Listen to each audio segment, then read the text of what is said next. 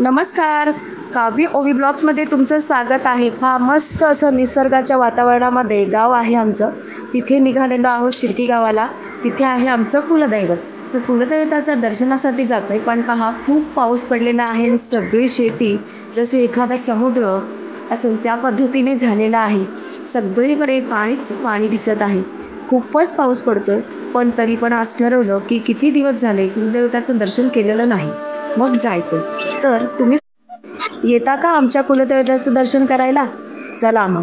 त्याचं दर्शन केलं म्हणजे मन आणि घरातील सुखशांती सर्वच आपल्याला प्राप्त होईल.